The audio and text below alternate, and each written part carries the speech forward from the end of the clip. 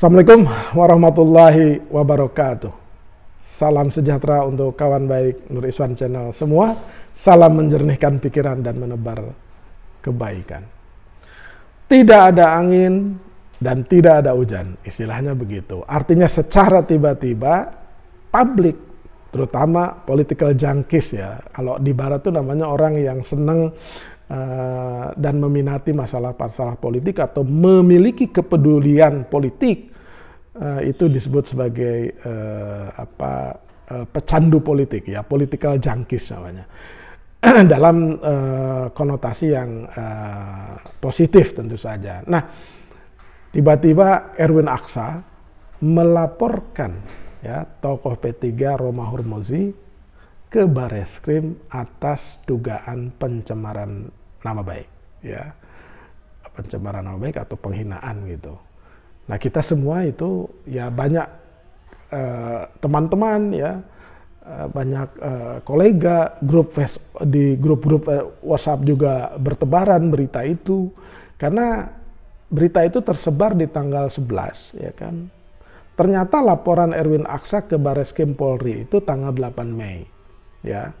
Akhirnya karena ini menjadi bagian penting ya, untuk tidak mengatakannya bagian yang amat sangat memprihatinkan, bahwa politik kita masih diwarnai dengan dalam tanda petik hal-hal seperti ini ya. Konflik antar para tokoh atau distrust antar para tokoh, saling serang antara para tokoh, cerita-cerita di balik layar yang sebenarnya bukan untuk konsumsi publik ya. Artinya deal-deal dalam politik itu di negara-negara maju tuh ada deal-deal politik gitu, tapi ada koridornya dan ada perjanjian tertulisnya. Kemudian yang muncul ke publik itu adalah pertarungan-pertarungan gagasannya gitu. Jadi gagasan-gagasan yang disodorkan. Kedua tokoh muda ini saya melihatnya relatif muda dibandingkan dengan Yusuf Kalla, Surya Paloh, SBY, Bu Mega, ya kan. Erwin Aksa dan Romahur Muzi ini relatif masih muda. Erwin Aksa aktif di Partai Golkar sebagai pejabat teras di DPP Partai Golkar, sementara Romahur Muzi sempat menjadi ketua umum sebelum kemudian musibah itu menimpanya, di OTT oleh KPK dan ditahan di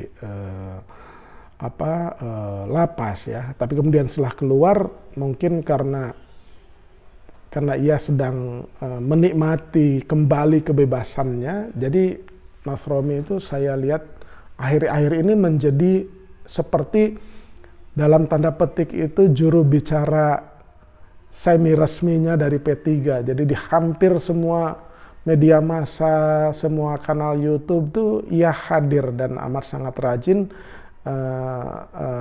tidak sulit ketika diminta tanggapannya oleh para wartawan, oleh kantor berita, oleh host, oleh podcast gitu. Nah itu ya sampai kemudian peristiwa ini terjadi diwawancara di Total Politik ya.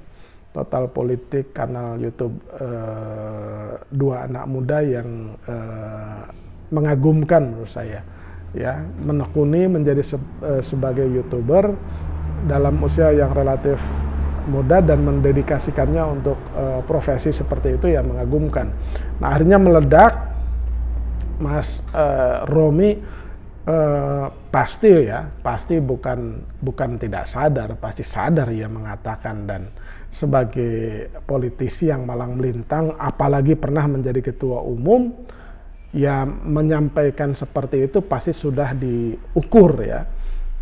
Tapi sebenarnya kalau melihatnya memang tugas hostnya podcast itu kan memang memancing dengan berbagai pertanyaan ya kan, siapa tahu bisa ada data terbaru atau ada kontroversi baru gitu. Nah ya terungkap juga gitu, sebenarnya tidak langsung ingin menyelidiki, dan itu malah inisiatif mengeluarkan case ini tuh ya memang sepertinya dari Mas Romi, tapi bukan menahan diri, malah akhirnya digas bablas gitu sampai keluar diksi kata yang kemudian menyebabkan Mas Erwin, ya itu tadi, pertama hadir juga di Total Politik untuk memberikan penjelasan versinya, kemudian sekaligus menyampaikan bahwa ia sudah menyampaikan laporan ke Bareskrim Polri atas dugaan pencemaran nama baik itu. Karena Mas Romi itu memang menyebut bahwa ia adalah pelaku, ia adalah penipu politik yang ditangkap oleh Mas Erwin Aksa itu begitu. Jadi dia merasa dituduh sebagai penipu politik, kemudian menyerahkan cek bodong gitu. Itu terang-terangan tuh, bodong, karena bodong itu mau dicairkan ditahan-tahan karena mungkin uangnya nggak ada gitu.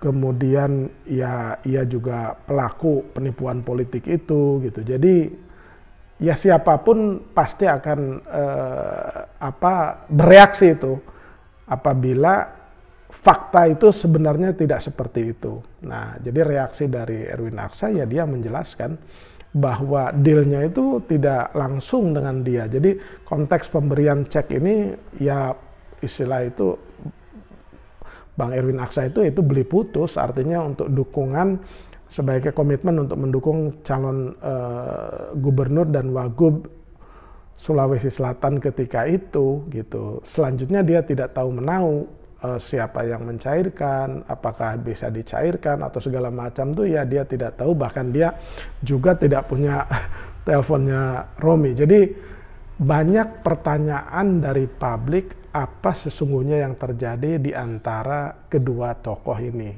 Yang satu dari Golkar, yang kedua dari P3. Tapi ini kasus mungkin tidak menyangkut institusi, tapi antar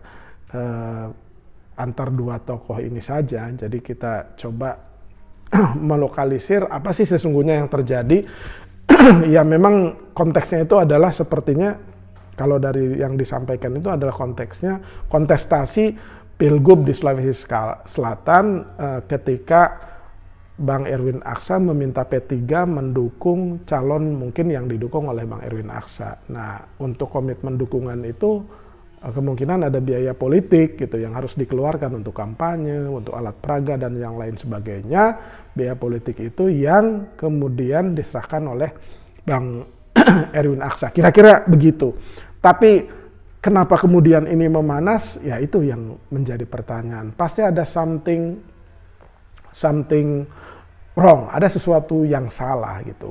Kita tidak tahu apakah yang benar itu Romi ataukah Erwin Aksa gitu. Saya biasanya selalu punya prinsip kebenaran itu tidak mutlak di satu pihak, begitu juga kesalahan itu tidak mutlak di satu pihak.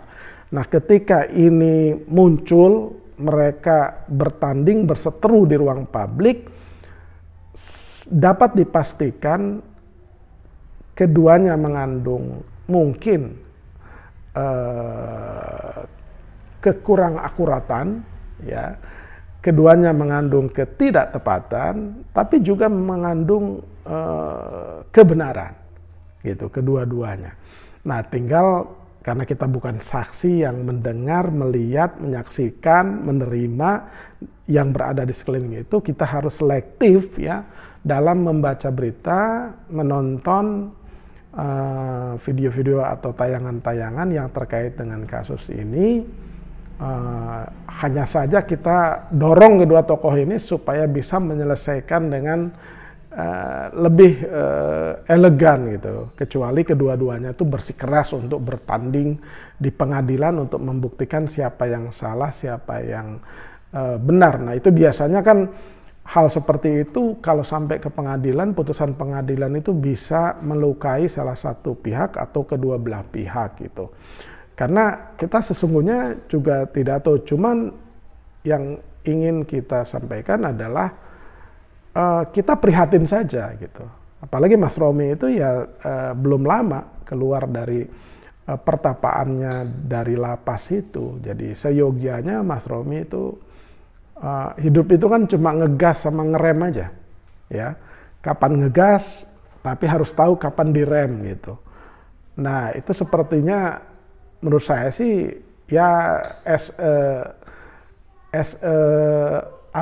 orang yang punya kepedulian dan rasa sayang terhadap masa depan politik Mas Romi, seyogianya menengok kembali perjalanan dia pasca keluar dari pertapaannya dari lapas itu, apakah semua yang langkah dilakukan yang ia amat sangat bersemangat muncul di ruang publik menyampaikan segala hal itu harus direnungkan kembali. Ada saatnya tidak semua pertanyaan itu, tidak semua yang dia tahu, yang dialami itu diceritakan secara detail gitu.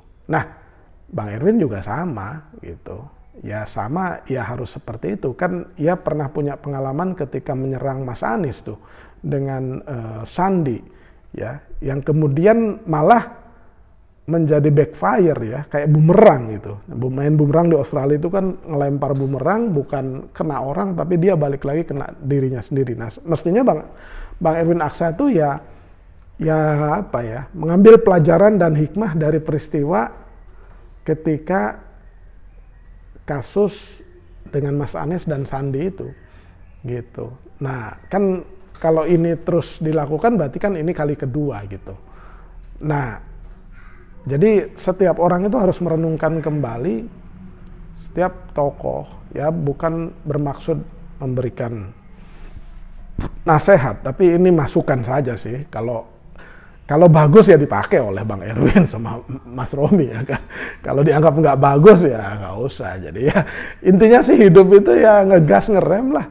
Kapan ngegas, kapan ngerem gitu. Apalagi dalam suasana politik yang semakin panas. Nah publik kita semua termasuk Rizwan Channel itu menunggu dan rindu ya perkelahian politiknya itu, kontestasi politiknya itu dengan gagasan apa sih yang mau dilakukan ya. Jadi kalaupun mendukung, tidak apa mendukung, gagasan capresmu apa, gagasan capres saya apa gitu. Apa yang bisa kita lakukan untuk Indonesia yang lebih baik, hidup kita semakin bermanfaat bagi orang lain gitu, memberikan kontribusi ya. Kita harus merasa memilih misalkan ya, seperti kata Bang Surya Paloh itu atau kata Mas Anies ya, mengikuti secara aktif Pilpres itu adalah panggilan sejarah. Kalau kata Bang Paloh ya, memilih Anies dan mendukung Anies itu adalah panggilan sejarah karena orang baik ya, punya gagasan dan melakukannya dengan cara yang baik untuk tujuan yang baik gitu, bersama orang-orang baik gitu. Nah, wacana-wacana itu yang harus dikembangkan, bukan mempertajam kasus yang memang sudah di masa lalu tapi sakit hatinya dilampiaskannya sekarang gitu. Akhirnya saling mencakar di ruang publik, kan kurang elegan. Ya itu kalau mau menerima masukan dari Rizwan Channel. Kira-kira itu kawan baik, kita melihatnya. Jangan lupa subscribe, like, share, dan komen Rizwan Channel. Terima kasih. Semoga Mas Romi dan Bang Erwin bisa menyelesaikan kasus ini dengan lebih elegan. Ya, terima kasih.